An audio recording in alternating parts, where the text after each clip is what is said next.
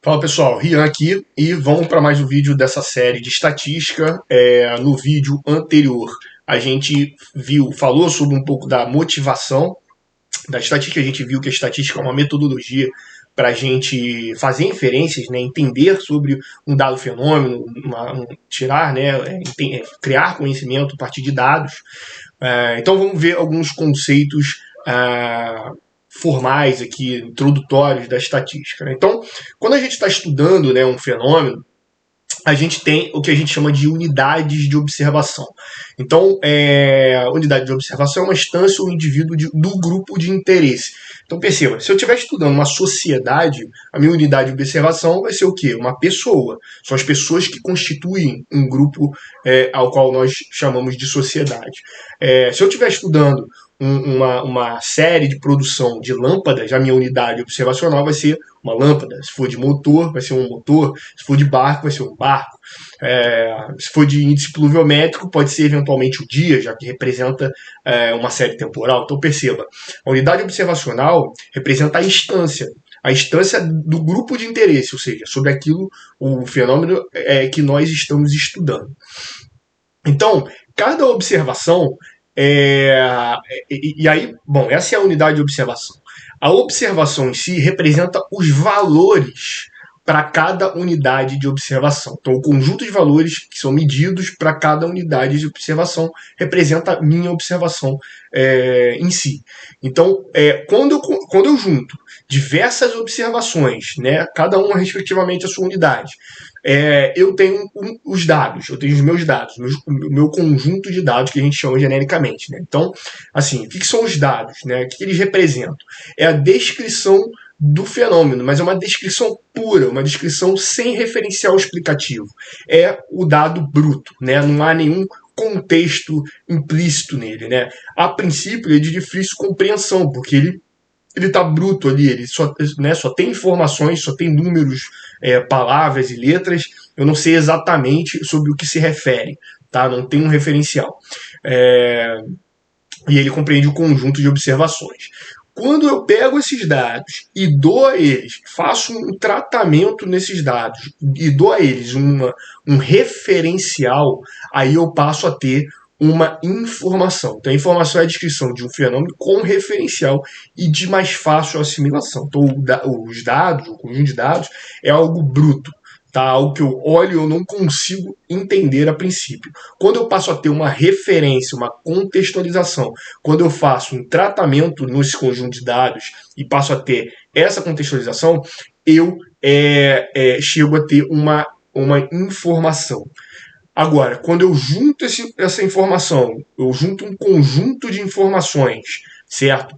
Estruturo esse conjunto de informações, dou uma semântica a ele, dou um contexto a ele, uma estrutura a ele, eu faço síntese a partir dessas informações, aí eu tenho o que nós conhecemos como conhecimento, onde a gente chega no conhecimento. Conhecimento é o topo dessa hierarquia, né? É o estado de esclarecimento por meio de informações sobre um dado fenômeno, conjunto de informações. Então perceba, a gente foi construindo aqui, né, uma escada hierárquica, né? A gente passou da observação é o conjunto de dados sobre a unidade de observação, a gente junto o conjunto de observações chega num conjunto de dados, esses dados, né, munidos de um referencial, passa a ser uma informação, a informação contextualizada, organizada, estruturada, passa a ser aquilo que a gente chama de conhecimento. E aqui embaixo a gente tem exatamente essa representação. Então a gente aqui tem as unidades, né, cada qual com as suas observações, e ele representa o conjunto de dados. Né? E aí, a partir do momento, então os dados estão brutos, a princípio, eles não estão me dizendo nada. A partir do momento que eu tenho um referencial, perceba, né? Eu tenho dados que são de uma característica, dados que são de outra, então eu fiz um referencial. Uns são verdes, outros são azuis, né? Nesse exemplo bobo aqui, mas para a gente entender. E a partir do momento que a gente estrutura, faz uma síntese, faz uma motivação, né, cria uma ligação entre eles, aí a gente constrói o conhecimento. Então você tem uma estruturação entre as informações. Tá? Eu acho que é bastante intuitivo o sentido dessas palavras por esse diagrama. Bom, Um outro conceito básico que a gente vai falar aqui é a população. Então, a população é o conjunto de elementos que compartilham inequivocamente uma propriedade ou uma característica. Então, veja bem, se eu estou estudando um dado fenômeno, eu preciso de uma população bem definida. É por isso que é inequívoco, inequivocamente. Por quê? Se ele é um conjunto de unidades de observação do meu interesse, eu preciso que a característica que seja compartilhada, né, por eles, não se tenha dúvida, não se tenha margem de dúvidas, tá? Então, se eu estou observando uma população do estado do Rio de Janeiro, o estado do Rio de Janeiro está bem definido, tá? Então é inequívoco essa definição, certo? A delimitação ela pode ser tanto espacial quanto temporal. Então eu posso estar falando da população do Rio de Janeiro na década de 70, como posso estar falando da década de 90.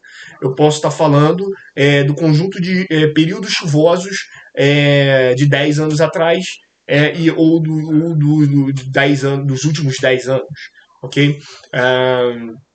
Eu posso ter diversas formas de delimitação, desde que essa delimitação garantam que esse conjunto de elementos compartilham uma característica e que seja inequívoco, ou seja, que se tenha algo plenamente definido, não se dê margem de erro.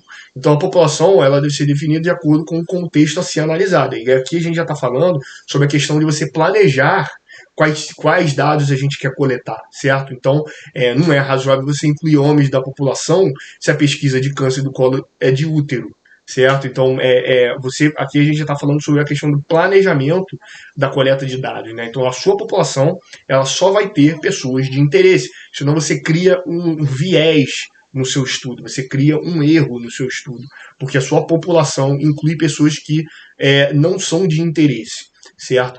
E a população ela pode ser um conjunto finito ou infinito, não necessariamente existe uma delimitação numérica para essa população. Quando a gente fala sobre a amostra, a amostra é basicamente um subconjunto da população.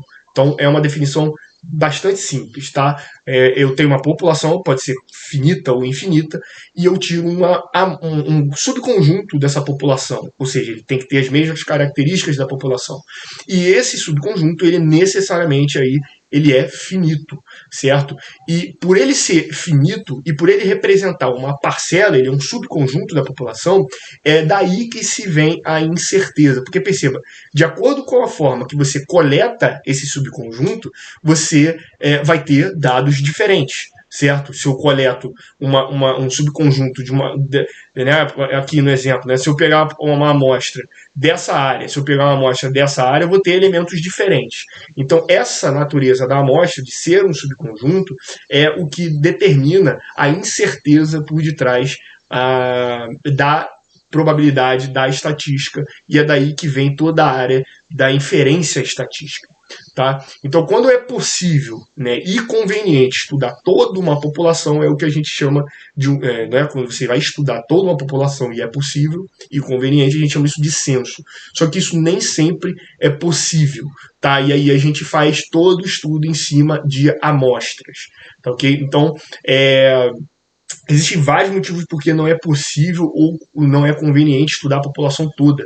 Pode ser uma limitação por tempo, recurso, né, ou uma simples conveniência. Né? Se você já acompanhou o noticiário, né, o orçamento de censo ele é sempre muito debatido porque é bastante caro, embora seja muito importante, é muito caro, então nem sempre a gente vai conseguir direcionar ou dirigir estudos sobre toda uma população. Às vezes nem é possível, certo? Então é daí que a gente faz a amostra.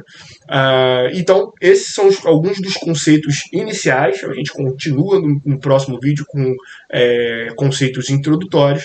E é isso. Se está gostando da série, gostou do vídeo, curte, compartilha, se inscreve no canal que vai ter muito mais sobre essa série e outras também. É isso, até mais.